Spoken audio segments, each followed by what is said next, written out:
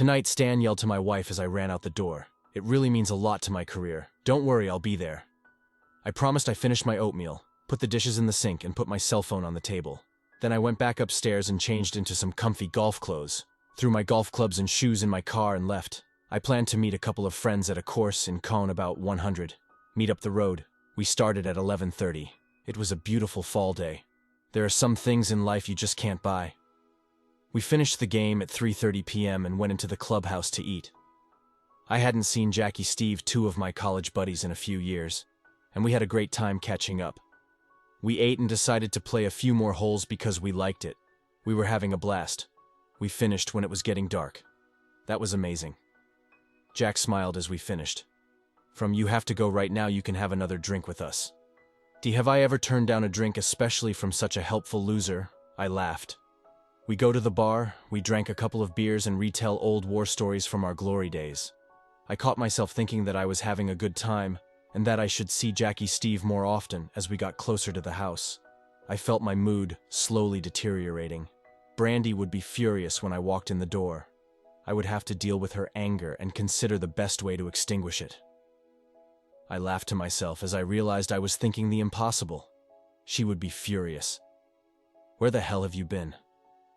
Those were her words of greeting when I walked into the living room. "I told you that this banquet was very important to me and for you to remember to be there at 6. I'm sorry Honeyheem sent Doy Stone terrible traffic. I just got back with Tom. I was home at 63. He said you took time off from work and you didn't go to work too. He left his cell phone on the kitchen table so I couldn't get a hold of you." Brandy yelled, "You're a bad liar and pathetic." "Well, now that we have that, or I let go, snack." "Honey," I smiled. "I'm exhausted, I let go. What's settled at this point? We've determined that you're lying to me. What about telling the truth?" Brandy demanded mere man along with my car. The pirates took me to an old warehouse to stop me for ransom. But some aliens dragged me away and stuck their waves in my teeth, eyes, and genitals. I replied when they left the room. I was lucky enough to untie the knots in the rope they had tied me with. Then I had to figure out how to steer their drink accidentally back to Scranton. I had to hitch a ride with a trucker to get my car, but not worried. I feel pretty good, just a little tired. Brandy looked at me like I was crazy. I was so angry. I couldn't even put words together in a meaningful sentence for a few seconds. "What are you talking about? Stop talking nonsense, and tell me why you missed the banquet.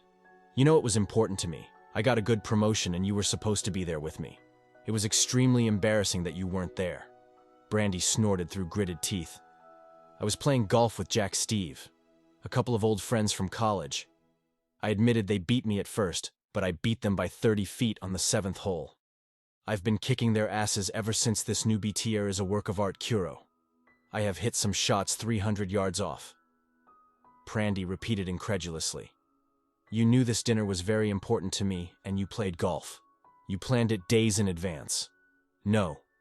"Then why did you tell me you were going to be at my event, if you were not going to be there?" "I didn't want to hurt you, so I lied a little. I hoped you wouldn't find out. As I suggested that you wouldn't find out, you didn't want to hurt me. You're crazy." So Brandy asked, "How could I not notice that?" "Empty chair, idiot. How did you not want to offend me by not attending such an important event to me? In retrospect, I realize you had to guess I admitted it. But at the time, it seemed exciting and somehow different. It just happened. I never meant to hurt you. It's just golf. Nothing personal. You're drunk or something." "So your old friend smokes a joint to Brandy," asked you. "It sounds like you are crazy. I'm too tired to discuss your nasty, selfish behaviors tonight. You can sleep in one of the old nursery rooms. I don't want you to touch me or even talk to me for a while." "No problem, honey. I'll be quiet as a mouse, I promise." Brandy. He looked at me like I was some kind of insect he'd never seen before. I smiled and headed to the vision of Brian Brandy. I had been married for 24 years. Our 2 sons were in college and we were adjusting to the empty nest. I climbed into Brian's bed and fell deep asleep, repeating my best rhythms in dreams the next morning. I was dressed for work, reading the paper and eating cereal when Brandy walked into the kitchen.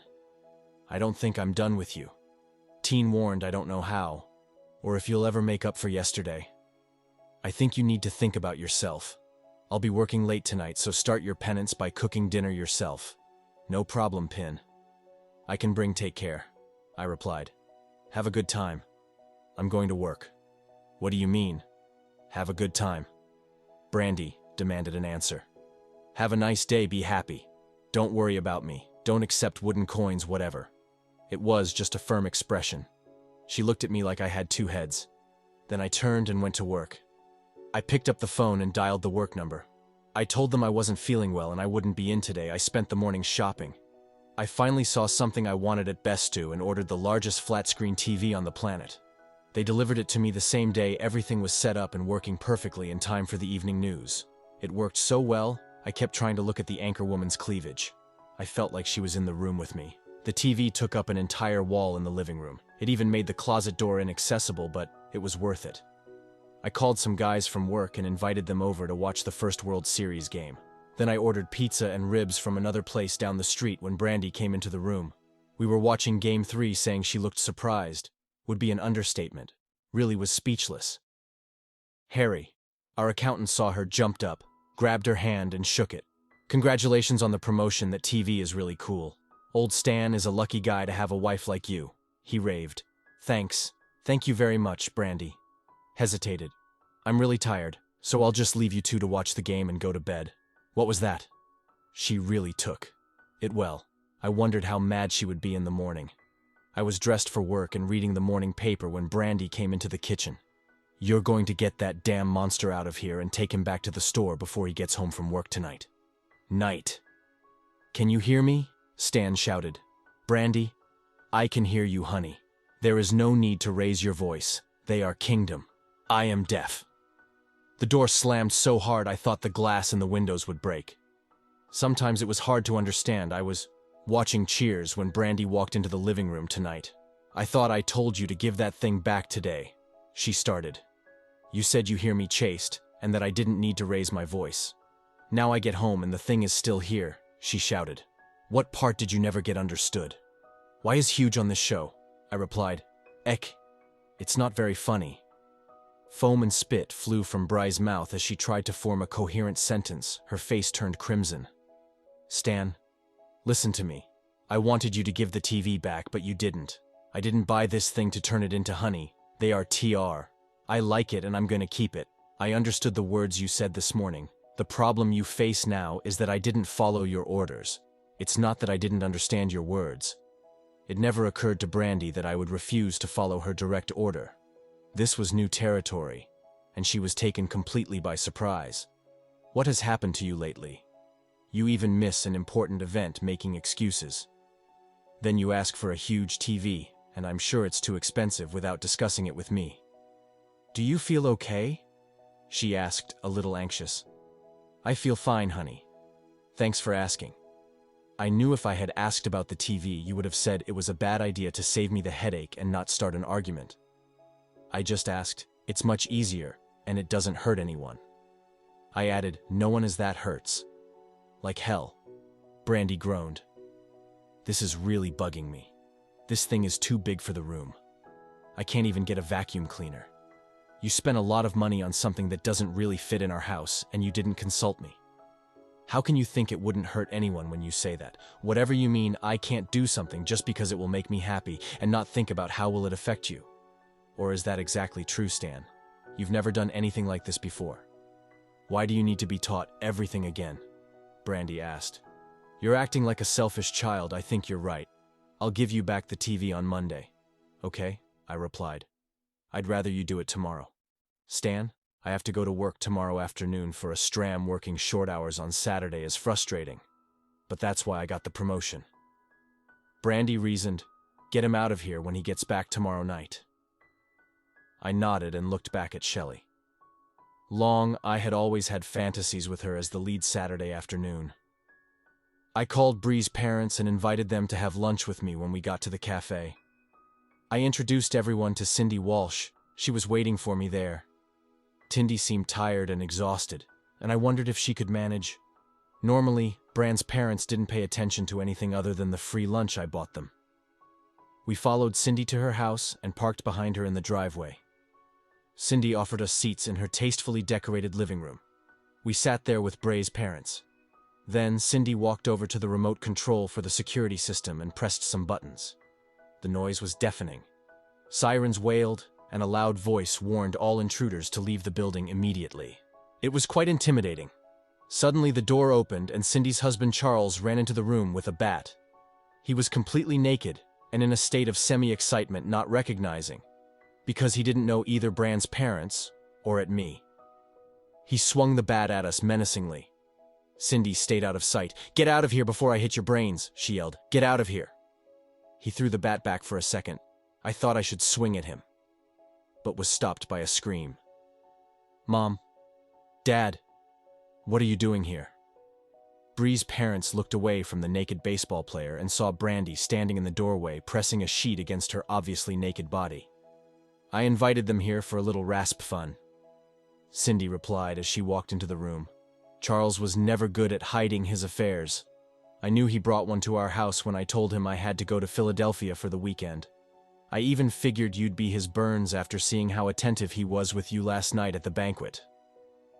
I stood up and nodded to Bray's parents. I walked over to Cindy and I shook her hand. Then I looked away from Bright Charles's new boss to Brandy herself, who is not touching me tonight. "And I don't want to miss it on my big screen when you are done. You will take your parents home. Dad, Brandy," I asked. "I'm sure they won't mind." "Well, wait a bit. I'll get something out of the house during the commercial, but it won't be the TV." The game ended, and I carried all of ours clothes down the hall to the living room. Then she meekly walked through the door. She looked at all her personal and strange belongings. Please don't do this. It was just a fling. Nothing more. I never wanted you to get hurt. You weren't supposed to find out anything. Weren't supposed to trust me. We've had too many years together to throw it all away." So she begged me not to find out. How could I not notice that? Empty chair. "You're such an idiot," I asked him, pointing to the chair. "This marriage was very important to me, and you just went and cheated on me. I love you. You, not him. There, maybe it's true, maybe it's not. Really not anymore. It matters. You were furious when I played golf during an event that was very important to you. Your words, not mine. Sleeping with your boss is a little worse than wasting time on holes, isn't it? Like that, Brandy, I'm hurting. Believe me. Stop. My father called me all kinds of things. They think I'm a cheapskate and that I can't work with Charles again. We can't leave my affair behind, Brandy. He stole from me. Your sex with another man is something I can leave behind, Brandy," I answered calmly. I saw her eyes shine at my words, but then tears welled up when I finished my thought. I can't get over the lies, the lack of respect, and the inability to trust you. Have you tried something like that from me in the last few days? It's impossible to live with a man like that. It's not like that. Take your bed, Brandy. My lawyer will contact you on Monday. The television stays, and you don't. How you feel about Op? We appreciate your participation in our stories of hot revenge. Kindly think about subscribing to our channel to ensure your future chef stays faithful. Check out the following to satisfy your desire for revenge, Espa. This is not for the timid if you are under 18 years old.